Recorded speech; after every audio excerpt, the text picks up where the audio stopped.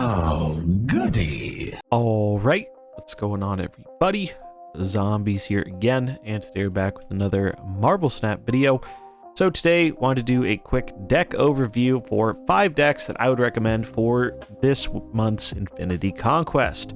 Had some pretty good luck this month with some of these decks included. Got 4 avatars, 3 of which we're using the decks we're going to showcase here, and the other 2 are just lists that I think are solid and have run into others playing, or played myself in other Conquest tiers earlier in the month and think have a generally good shot at making it all the way there for that Infinity avatar. The first up is Revis's Big Stats Sera. So this is a really cool new take on Sera Control. Sera Control is an archetype I've always really liked for a super long time, and this new version of it is fairly solid.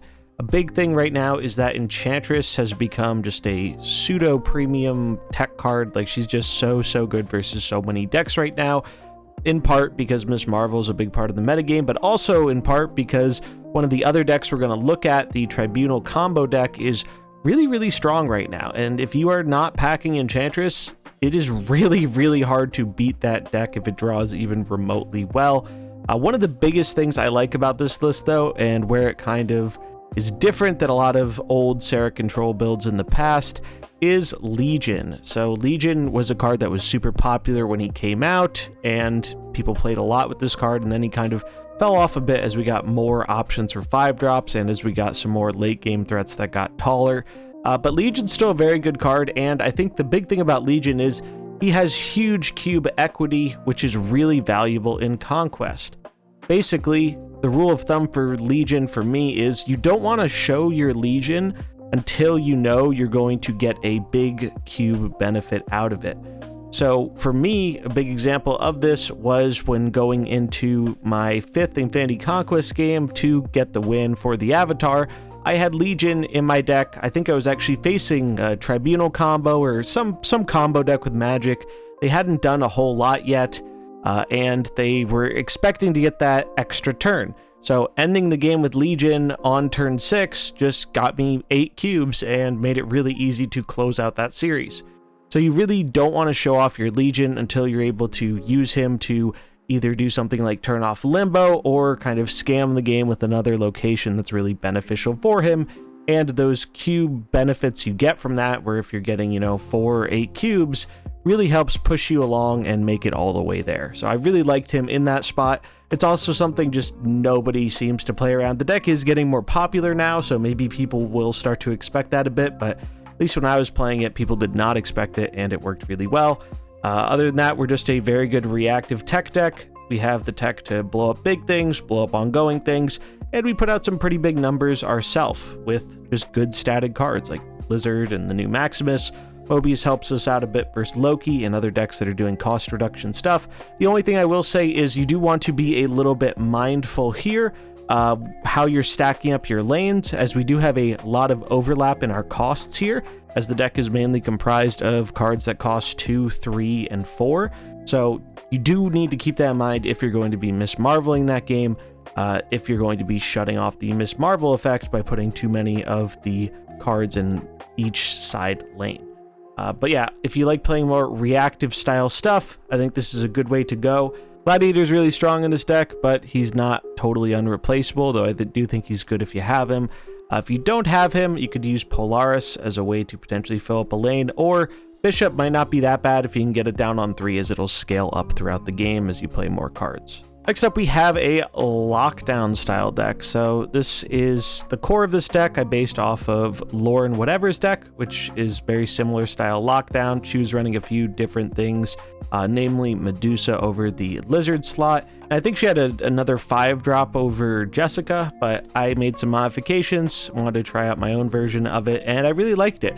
If you prefer to do some lane lock shenanigans, I think this is a really good way to do it right now.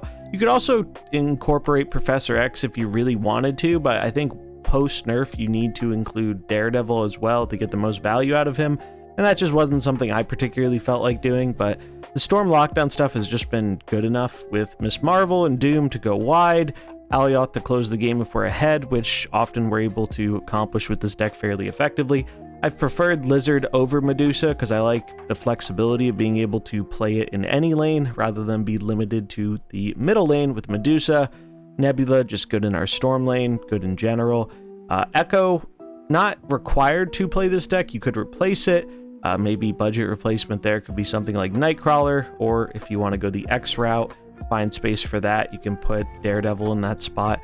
But Echo is really nice because in mirrors, where you're also playing versus Lockdown or just against a lot of the good ongoing decks right now, Echo is just great for particularly turning off their Miss Marvel while still letting you do yours. It's also nice against Rogue because if you put Echo in the middle and they rogue your Miss Marvel, Echo does still cancel out their Rogue, so that's really strong. But other than that, it's just a pretty standard Lockdown deck. We do have some high roll potential with Iron Lad. It's really good if we hit our Miss Marvel, our Doctor Doom, sometimes the Alioth. Alioth is actually, I think, not necessarily required or core for this deck. It is good sometimes, and I do think it is less commonly played right now, so people kind of forget about it and don't respect it. So it does steal cubes that way sometimes, but I also think Magneto could be another card you try in this spot, just as a thing that goes tall and moves the opponent's cards around the board, plus the freebie, since everyone got it during the Winterverse event. So if you don't have Alioth and you're looking for an alternative, Magneto seems good for that spot. And Arrow's been really nice in this deck. Following up whatever happens in the Storm lane, let's say you play down a card in the Storm lane, your opponent plays one, and they are ahead of you. Sometimes you can just use Arrow to yoink them out of the Storm lane if you have priority in the other lanes, or just priority overall. But yeah, I really like this deck. If you enjoy the Lockdown style of play, this is a very solid one, and one that got me a pretty easy Infinity border. Next up, we have Safety Blade's Loki Werewolf by Night deck. And this deck, I think if you are very experienced with Loki, you can do very well with this. But it is by far the hardest of the decks to play here.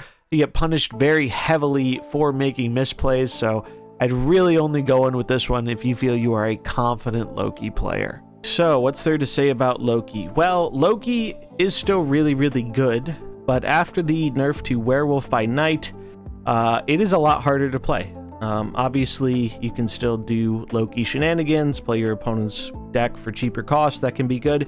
But what I found in playing with this deck was, more often than not, I was actually more of a bounce control style deck. I think in less than half my games, I was actually using Loki as the main win condition. Enchantress was like the super clutch card. I've ran into this Tribunal deck so many times. It's getting really popular. It seems rather strong, and it's kind of a solitaire deck if you're not running Enchantress. It is very, very hard to outpower them, and in general, interact with them if you do not have Enchantress. So I think for that, and for the fact that a lot of decks are running Miss Marvel, Enchantress is kind of one of the best tech cards in the game right now. But that's kind of the power of Loki, is this is almost like an advanced Sera Control deck where we do control-y things, but we also can have a proactive game plan with either our bounce cards and the collector, or in certain matchups, we will just throw our cards away to Loki and try and play the opponent's deck better than they do. But truthfully, I really feel like that wasn't what I was doing in the majority of games here. I actually felt like I was more of a bounce control deck, bouncing up your 1-drops, getting value out of the collector, value out of the on reveal effects. But yeah, even though Loki's really solid and Werewolf's still a playable card, it definitely feels a lot slower and clunkier, especially in those games where you don't get Zabu. And truthfully, I don't think I would recommend this deck to most players unless you have played a ton of Loki. Because as strong as Loki is as an individual card, I don't think this deck is very straightforward, and I think there's a lot of room to make mistakes with it, and sometimes just one or two small mistakes, or not properly identifying when you're supposed to go the Loki route, when you're supposed to be the reactive route, and how to play that right. It's very easy to just barely lose the game. That was kind of my experience with the deck as someone who hasn't played it a ton but is fairly familiar with the play style. It did get me there. I did use another Loki deck for one of the runs. I didn't really like that one as much. This is the one I would recommend out of the two I tried. The other one, similar core, but we were running Bishop, and Just didn't like it quite as much. Zabu felt really necessary if you want to run the werewolf. If you don't want to run werewolf, I think you can cut down the Zabu package and go more of a Quinjet direction, kind of going all in on the Loki stuff. But I do think you really want both tech cards right now, because I can safely say without Enchantress, there is no way I would have been able to make it with my Loki runs. It's absolutely core right now. Next up, we have Blob Thanos. So this is a deck people are probably fairly familiar with right now. I lean towards the Lockjaw version. I think one of the main reasons I like the Lockjaw version is I feel like you can get away with more powerful things in the mirror, and a lot of players are playing Thanos Lockjaw right now, or a lot of players are playing Thanos Blob right now. Not as many on the Lockjaw compared to the traditional version, and I think the Lockjaw version has an edge in that matchup because of Killmonger to deal with the stones. That helps you quite a bit. You can also just cheat out more things than they can via Lockjaw. The Wave is also especially helpful, though you do have to keep in mind that helps them as well. So Wave isn't kind of the key card in that matchup, but can be useful in general. My experience with the deck, I just liked running into the other Thanos Blob decks, but it's not a free matchup by any means. I do think it's slightly favored though, so I enjoy playing this one for that reason. But yeah, it's a solid deck. The core of it is pretty similar to most of the Thanos Blob decks. You've probably seen a lot of this. It's still really good.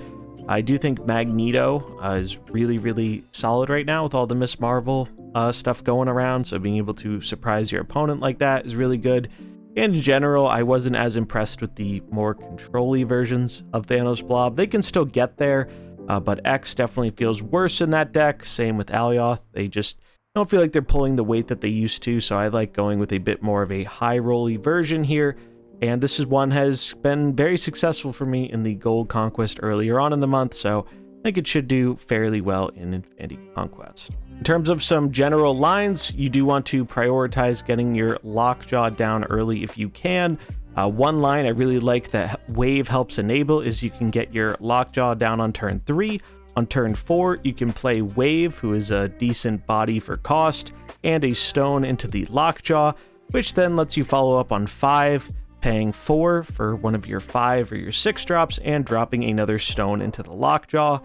Killmonger does a lot of work not only in the mirror with dealing with opponents' stones, which makes their Professor X less good, but also versus a variety of other decks that lean on their 1-drops. High Evo is pretty notable here, and High Evo is still fairly popular, and so Killmonger really helps you out in that matchup. Particularly, Jeff gives us a little bit of a chance to fight against the Professor X shenanigans, and overall, I don't think this deck really has that bad of a matchup. I think the worst thing about it is if you're running into a Leech gamer.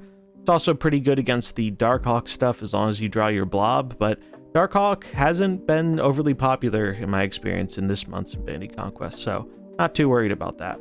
So if you do have Lockjaw in hand and you do have Time Stone, oftentimes this deck is trying to save the Time Stone. You play it on 3, you ramp out of 5, but I think if you have a lot of stones in your hand, it's correct to use the Time Stone to ramp out the Lockjaw aggressively. So whether that's playing it on 1 to get Lockjaw down on 2, or playing it on 2 so you can play Lockjaw Stone on 3, I think that makes sense, because if you're playing Lockjaw on 3, you're not playing Time Stone on turn 3, and that's when it's most relevant. So you kind of just make that decision based on your hand. But I do think if you have the Time Stone and the Lockjaw, you prioritize the Jaw over just trying to cheat out a 5-drop, because drawing should help you get more stones out of your deck, which makes your Lockjaw better. And it's essentially doing the same thing, which is trying to cheat out big things. It just lets you cheat out more big things, which seems better. And last but not least, we have Tribunal Combo. So this deck has been making waves. It's kind of the new like Hela deck where it's solitaire. You know, if they execute their game plan uninterrupted, they win the game most of the time. It just puts out more power than most decks can reasonably compete with, and it's fairly consistent at doing that. So the idea is you're trying to cheat out things here with reduced costs. So you're using Sera and Ravonna to reduce the cost of cards in your deck, or Wave to cheat one out, and you're just trying to stack up a Tribunal lane so you get down an Iron Man, double it up with Mystique or Onslaught, double up that Miss Marvel effect sometimes. You just get a lot of power off your ongoing stuff. Magic lets the game go on longer, so you can play multiple of these higher cost cards and get rid of bad locations. Just generally good overall. I can't tell you how many times I have been in a winning position versus this deck, and then they Iron Lad me on the last turn, and it hits Iron Man or another key card that's like the last card in their deck, and then you end up losing. So Lad, really, really strong here. So if you're looking for something to do with Lad, this is a solid way to go. Jubilee helps get us that consistency, and cheating out one of our big things also gets us a card deeper into our deck. It does hard lose to Enchantress. This is why everyone is running Enchantress right now, is because if you run into this deck and you do not have Enchantress, it is really, really hard to beat. So a lot of people are running Enchantress right now, and because of that, I would recommend Cosmo as a possible tech. Now, if you're looking for what to cut here, I think I would cut Ravonna for Cosmo if you want to put in some protection. Ravonna is good, but she is only ramping 3 of our cards here, Mystique, Iron Man, Jubilee, so I do think you can get away without running her. And from playing against this deck, when I have Enchantress in my deck versus this deck, it feels super free. When they're running Cosmo for protection, it actually feels pretty hard. So because there's a lot of Enchantress out there, I would probably recommend trying out that Cosmo tech to help make sure your combo can't easily be disrupted. The only other thing I'd recommend with this deck is breaking out the calculator, as Living Tribunal is, I think, the only card where I find it is much more beneficial using a calculator to get those final numbers. I mean, if you have the double Iron Man onslaught stuff, maybe you don't need it, but some games it definitely comes down to the wire versus other decks, so being able to calculate out just how much power you need or how you need to spread things out, whether it's, you know, you're using Miss Marvel and doubling her to buff the Tribunal, or if you're using the buff from Miss Marvel in a Iron Man lane on the left or the right. Definitely get in a little bit of practice before going with this one if you haven't tried it out, but I do think it's fairly intuitive. Once you've ran it a few times, you kind of see the lines, and it's not that hard to get a hold of. So if you really like combo decks, if combo decks are your favorite thing, this seems by far the best all-in combo deck out there right now. And that's going to wrap it up for our 5 Infinity Conquest decks for today. I will have a link to the decks in the video description if you want to grab any of them to import into the game. And if you have any questions, feel free to let me know in the comments below. And good luck to everyone on the Infinity Conquest. One thing I do like to remind people of is there is a lot of luck involved with Infinity Conquest. Some months you will have a great time with it, others you won't. Skill does matter. If you play better, you are improving your odds. But even when you play perfectly, sometimes it's just not going to go your way. This is the nature of Conquest. It's hard to win 5 in a row, especially if you happen to queue into a bad matchup. I legitimately think one of the biggest factors in Conquest, especially Infinity Conquest, since there doesn't seem to be much MMR, if any, matchmaking, is just who you run into. Sometimes you get a player who's in pool 2 and has no idea what they're doing, or they're running their homebrew deck that has a lot of cards that don't make sense together. And those runs go a lot different than when you get 4 or 5 people in a row who are all playing high tier meta decks. And there's nothing you can do to change that. So you just have to play the odds, play the best you can, and do your best to avoid tilt when things don't go your way, as tilt is a real big factor in Marvel Snap and it makes everybody play worse. So the more you can avoid that, the better you will probably do overall. So that's going to wrap it up for this one. Hope you enjoyed it. If you did, let me know in the comments below, and let me know what you think of these decks and the meta right now. I'd love to hear it. If you enjoyed it, remember to like and subscribe, and I'll catch you in the next one. Peace.